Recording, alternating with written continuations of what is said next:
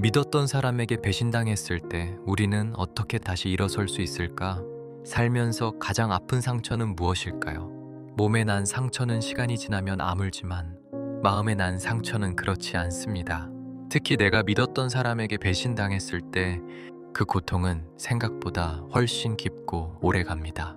낯선 사람의 공격은 견딜 수 있습니다. 애초에 기대가 없었기 때문입니다.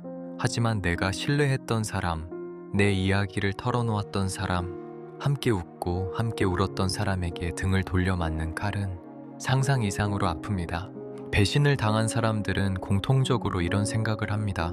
어떻게 나한테 이럴 수 있지? 내가 뭘 잘못했을까? 그동안 내가 봤던 모습은 전부 거짓이었나? 사람을 믿으면 안 되는 걸까? 머릿속에서는 수없이 많은 질문이 반복됩니다. 잠을 자려고 누워도 그 사람의 말이 떠오르고, 일을 하다가도 문득 생각이 나고, 혼자 있을 때는 분노와 슬픔이 뒤섞여 가슴을 짓누릅니다. 배신의 진짜 고통은 사건 그 자체가 아닙니다. 무너진 신뢰 때문입니다. 우리는 사람을 믿으며 살아갑니다. 가족을 믿고, 친구를 믿고, 동료를 믿고, 배우자를 믿습니다. 그 믿음이 깨지는 순간 세상이 안전하지 않다고 느끼게 됩니다. 그래서 배신은 단순한 실망이 아니라 존재 자체를 흔드는 경험이 됩니다. 그런데 여기서 한 가지 생각해 볼 것이 있습니다. 우리는 정말 그 사람을 믿었던 걸까요?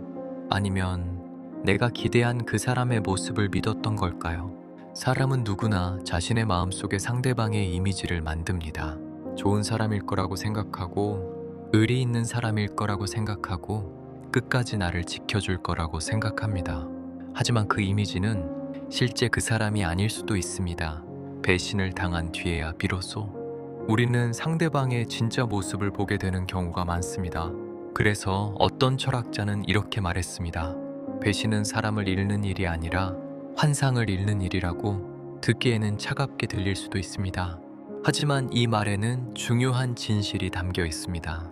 우리가 잃은 것은 생각보다 그 사람 자체가 아닐 수 있습니다. 내가 만들어 놓은 기대, 내가 품고 있던 이상, 내가 믿고 싶었던 환상일 수 있습니다. 물론 그렇다고 해서 배신한 사람을 무조건 이해해야 한다는 뜻은 아닙니다. 상처를 받았는데 괜찮은 척할 필요도 없습니다. 화가 난다면 화를 내도 됩니다. 억울하면 울어도 됩니다. 슬프면 충분히 슬퍼해도 됩니다.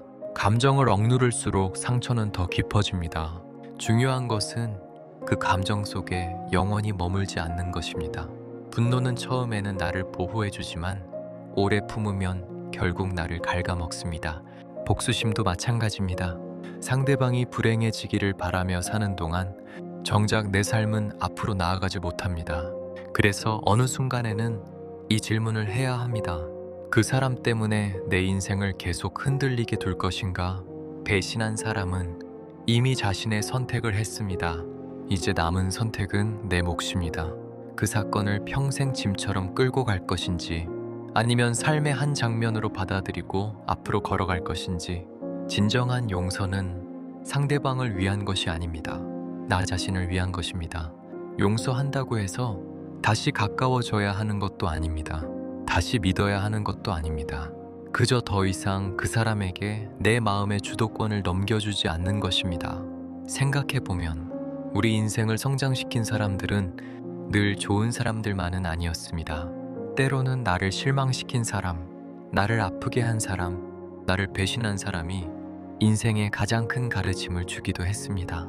누구를 믿어야 하는지, 어떤 사람을 경계해야 하는지, 내가 얼마나 소중한 존재인지, 어떤 관계를 선택해야 하는지, 그 모든 것을 배우게 만들기 때문입니다.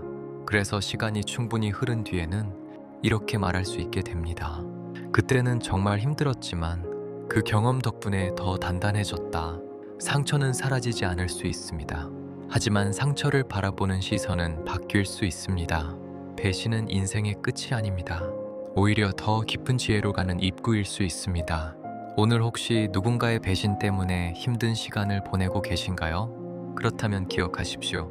당신이 배신당했다는 사실은 당신이 나쁜 사람이라는 증거가 아닙니다. 오히려 진심으로 믿을 줄 아는 사람이었다는 증거입니다. 그리고 그 진심은 결코 부끄러운 것이 아닙니다. 당신은 사람을 믿을 수 있을 만큼 따뜻한 사람이었습니다. 다만 이번에는 그 믿음을 잘못된 사람에게 주었을 뿐입니다. 그러니 자신을 탓하지 마십시오.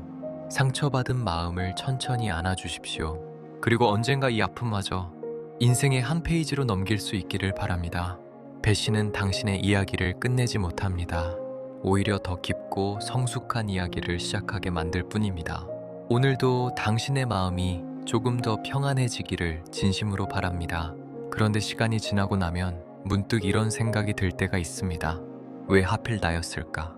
왜 나는 그 사람을 그렇게까지 믿었을까? 수없이 스스로에게 질문을 던지지만 모든 질문이 명쾌한 답으로 돌아오는 것은 아닙니다. 인생에는 이유를 알 수 없는 일들이 존재합니다. 그리고 어떤 상처는 이해하는 순간보다 받아들이는 순간 비로소 치유가 시작됩니다. 우리는 종종 상처를 잊어야 한다고 생각합니다. 하지만 잊는 것이 꼭 치유는 아닙니다. 오히려 그 일을 기억하면서도 더 이상 아프지 않은 상태가 진짜 치유에 가깝습니다. 배신당한 기억이 사라지는 것이 아니라 그 아픔이 있었기에 사람을 보는 눈이 깊어졌고 그 실망이 있었기에 진실한 관계의 가치를 알게 되었으며 그 배신이 있었기에 스스로를 더욱 소중히 여기게 되었음을 말입니다. 어쩌면 인생은 상처가 없는 삶이 아니라 상처를 통해 더 넓은 사람이 되어가는 과정인지도 모릅니다.